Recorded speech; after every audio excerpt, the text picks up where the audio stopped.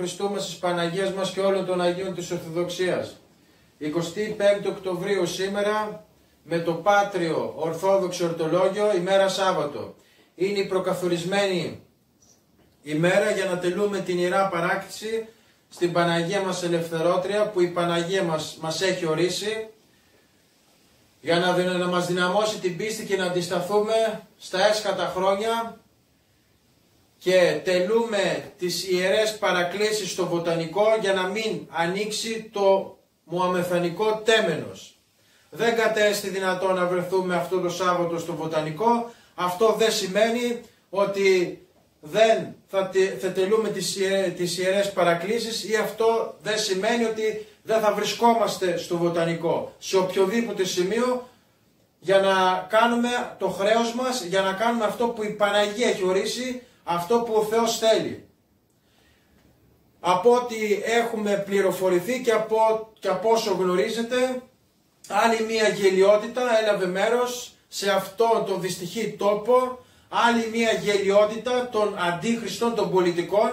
Θέλησαν να ανοίξουν το τέμενος για να μπουν μέσα οι δαίμονες, οι Μωαμεθανοί, με τον αρχιδαίμονα τον Βρωμοϊμάμι, και να αρχινήσουν τις κολοτούμπες στο διάολο και να αρχινήσουν τις προσευχές στο Σατανά, πράγμα που δεν δύναται να συμβεί από την Παναγία μας Ελευθερότρια. Το έχουμε ξαναπεί και θα το ξαναπώ. Η επίσημη θρησκεία σε αυτό τον τόπο είναι η Ορθοδοξία. Στα χώματα αυτά που πατούμε, και θα πρέπει να προσέχουμε που πατούμε, είναι ποτισμένα από τους Αγίους και ήρωες, από το αίμα των Ορθοδόξων Χριστιανών. Ακόμα και αν δεν υπάρξει συνολική αντίσταση στον τόπο αυτό, ο Θεός και η Παναγία μας για τους λίγους, για τα 5 άτομα, για τα 10-15 που βρισκόμασταν στο Βοτανικό, μπορεί να πάει τα σχέδια πίσω. Μπορεί η Παναγία μας να κάνει το θαύμα και να δείξει τη δύναμή της. Ακόμα και εμείς να μην βρισκόμαστε στο Βοτανικό, υπάρχουν τα κόκαλα των Αγίων και των Ηρώων που δεν θα επιτρέψουν αυτή την αδικία. Δεν δύναται στην πατρίδα μας να λειτουργήσει επίσημα ένα μωαμεθανικό τέμενος. Το έχουμε πει και θα το ξαναπούμε. Εδώ είναι Ελλάς, εδώ είναι Ορθοδοξία. Έχουμε δικαιώματα. Στο Βοτανικό έχουμε δικαιώματα. Γι' αυτό και βρισκόμαστε εκεί. Όσοι βρισκόμαστε. Υπήρχε μια Ορθόδοξη Εκκλησία, η Παναγία μας Ελευθερότρια, που την κρεμίσανε για να φτιάξουν το τέμενος στους δαίμονες και να μπαίνουν μέσα και να κάνουν κολοτούμπες στο διάολο. Λοιπόν, εμείς διεκδικούμε πάλι να χτιστεί η Εκκλησία μας. Διεκδικούμε με τη χάρη του Χριστού και τη βοήθεια της Παναγίας μας Ελευθερότριας. Και από νομικής πλευράς, που το έχει αναλάβει το έργο εδώ και τουλάχιστον 5 χρόνια η αγωνίστρια και δικηγόρος η αδελφή Εκατερίνη Παντελίδου, και από νομικής πλευράς και από ομολογιακής πλευράς προσπαθούμε να διεκδικήσουμε τα δίκαια, και πάνω απ' όλα είναι η πίστη μας.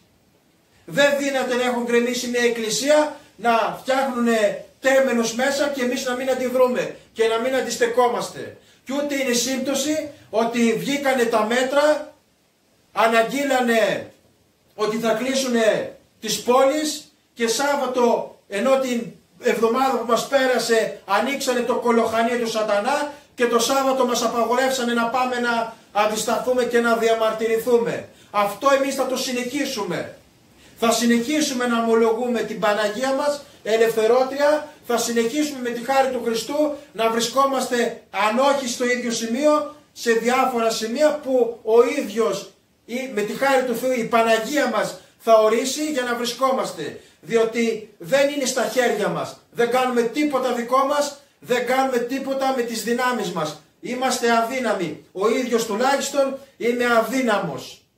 Ό,τι κάνουμε το κάνουμε από την Παναγία μας. Η Παναγία μας δίνει εντολή και κάνουμε αυτά που κάνουμε. για την ομολογία της πίστεως, για να κρατήσουμε την ορθόδοξη πίστη στα έσχατα χρόνια, για να αντισταθούμε και για να μην επιτρέψει ο Θεός και η Παναγία μας να γίνει μωαμεθανικό τέμενος.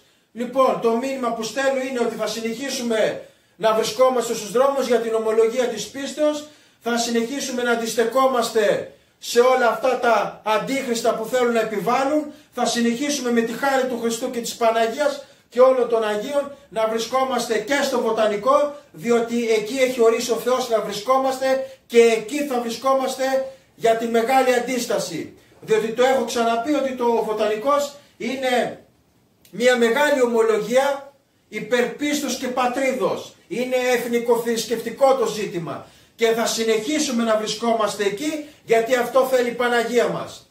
Ζει Κύριος ο Θεός των δυνάμεων και θα ζει αιωνίως στους αιώνας των αιώνων. Αμήν.